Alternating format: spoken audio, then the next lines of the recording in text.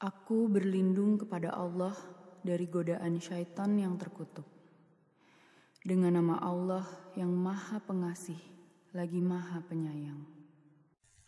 Kenapa ya Ustaz saya sering dengar ngapain sih baca Yasin pada malam Jumat? Saya tahu si Ustaz baca Al-Kahfi lebih baik. Tapi memang salah kalau baca surah Yasin pada malam Jumat pada malam Jumat, mohon penjelasannya. Bukan salah kalau seandainya Anda kebetulan baca dari Al-Baqarah sampai akhir terlintas surah Yasin, atau Anda memang lagi pengen baca surah Yasin pada saat itu. Yang keliru kalau Anda tentukan setiap malam Jumat baca Yasin. Penentuan sebuah ibadah di waktu tertentu itu butuh dalil, butuh penuntun, gitu kan? Penuntun. Kalau Al-Kahfi jelas ada perintahnya, Kalau ini tidak ada perintahnya. Tidak ada hadis yang khusus menjelaskan baca Yasin di malam Jumat. Nah, kalau kita kebetulan mau pengen baca surah Yasin, umum saja gitu. Bukan karena ditentukan malam Jumatnya, maka dibaca silahkan. Tapi kalau dihubungkan dengan waktu malam Jumat gitu kan, apalagi dengan tempat tertentu, ini butuh dalil penjelasan, butuh dalil untuk menjelaskan. Jadi sebenarnya tujuannya ikhwas sekalian bukan menyoroti surah Yasin ya. Jangan salah faham masalah ini. Tapi saya hanya ingin mengajak kita semua ini kembali kepada kemurnian ajaran Nabi Muhammad SAW. Apa yang beliau tuntun kerjain, yang tidak ada tuntunannya jangan ditambah. Sedangkan yang sudah ada sudah banyak sekali gitu kan. Kalau kita hanya pilih Yasin daripada surah Al-Kahfi berarti kita meninggalkan yang lebih pantas gitu kan. Semestinya begitu. Jadi memilihnya di waktu malam Jumat ini butuh dalil yang menjelaskan.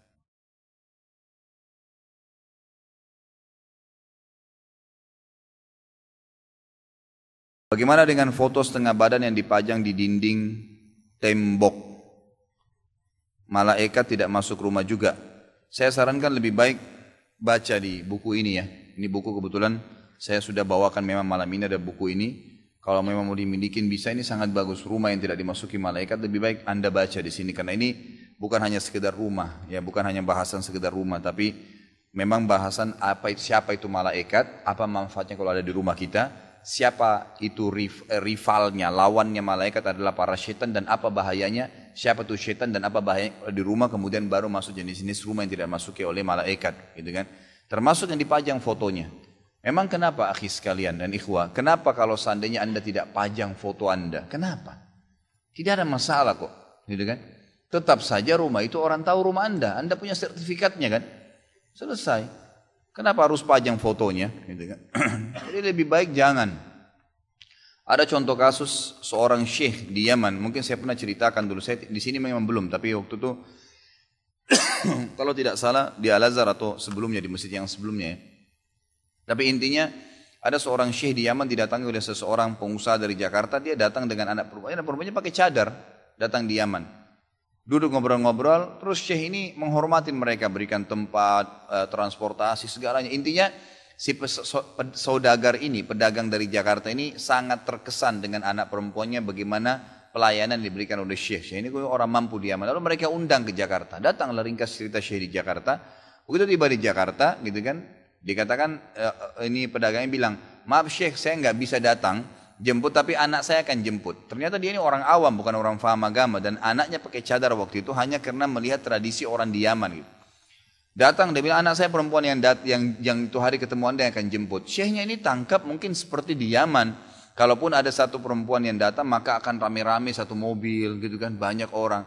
Dia kaget ternyata ada seseorang wanita pakai rok pendek dekatin dia di Bandara Soekarno-Hatta. Lalu mengatakan, syekh.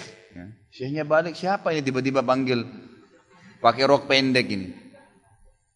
Syekhnya balik sepintas, iya. Dia bilang, saya syekh yang datang ke Yaman kemarin. Gitu kan. Ringkas cerita kata syekhnya, di mana ayah kamu? Kamu siapa nih? Saya si fulan yang datang kemarin. Syekhnya diam. Kemudian naik di mobil. Ternyata di mobil pun pada saat itu syekhnya tidak tahu alamat, tidak tahu apa-apa, naik. Ternyata anak perempuan ini dan hanya ada satu orang saja di mobil. Jadi bertiga di mobil. Pulang menuju ke rumah. Ringkas. Pas tiba di rumah disambut oleh si pedagang ini, ringkas cerita kata syekhnya pas mau duduk dia bilang, sebentar. Sebelum saya duduk kata syekhnya, saya mau tanya. Kalau seandainya saya dengan tongkat ini, ada tongkat dia pegang, mengangkat rok anakmu ini yang perempuan nih untuk melihat celana dalamnya, apa kau marah? Ini syekhnya bilang kepada si pedagang ini gitu kan, pengusaha ini. Dia bilang, tentu syekh, saya pasti marah.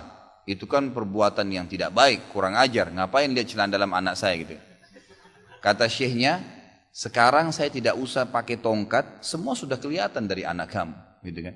Kenapa kamu biarkan dia seperti ini?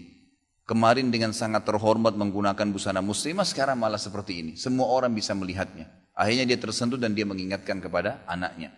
Tapi seperti itulah ya.